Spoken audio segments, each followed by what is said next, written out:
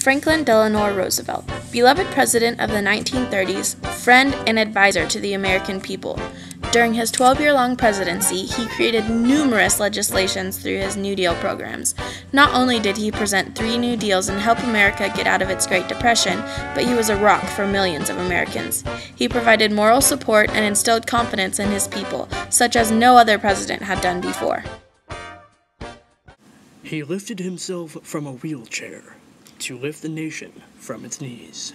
Franklin Delano Roosevelt was crippled with an, at the time, incurable disease called polio. Unbeknownst to the average American, he was confined to a wheelchair due to his paralysis. He was always portrayed as a strong, able-bodied man, because that's how he wanted to be seen, as a leader of the United States of America, and that's how he was seen. He was not known for being held back by his disease, but persevering through it and being the capable man that he was. The press even assisted him in seeming this way by collectively having a silent agreement that pictures of the president in his wheelchair would not be published. President Roosevelt had a sort of undeniable confidence that rubbed off on the people of America. First of all, let me assert my firm belief that the only thing we have to fear is fear itself. His confidence never crossed the line of being too cocky or giving false hope, but just enough to where the American people could put their faith in him and cast their fears aside. FDR always appealed to the average citizen, and made a point to do so. He read and replied to every letter sent to him, and the letters that were sent always seemed very personal. It was as if each person was talking with an old friend, not the president of their country. People would confide in him, and most importantly, they trusted him. He also developed these interpersonal relationships through his fireside chats on the radio, where Americans everywhere would tune in. He would always address the people as "my friends." Part of the reason FDR was so successful was because he was willing to take risks and make the radical changes that needed to be made. And with the faith of the people, Congress allowed him to do so in a timely manner. I do not look upon these United States as a finished product. We are still in the making. President Roosevelt said that his first 100 days of his presidency were crucial to ending the Great Depression. He came up with the New Deal program, which put into action many new legislations that would ultimately bring relief to the American people and, before World War II, help to end the economic crisis. I pledge myself to a New Deal for the American people. One of the main programs that is still in place today is the Social Security Act of 1935.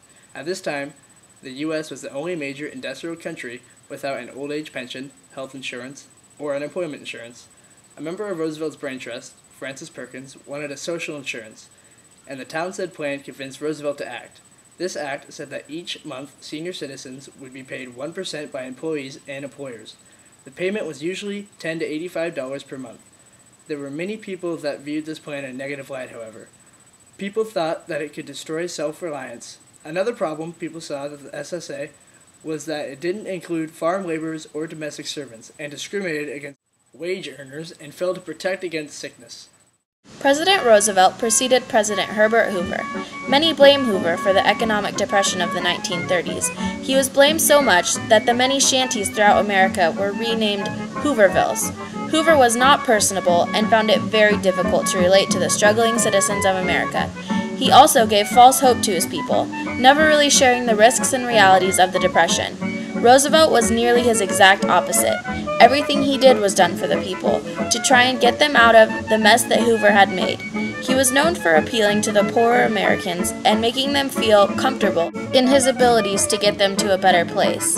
That being said, he never withheld information from the people, or romanticized the Depression in any way. Today, many people see Hoover as one of the worst American presidents of all time, while Roosevelt is seen as one of the best. Roosevelt remained incredibly popular through 1934.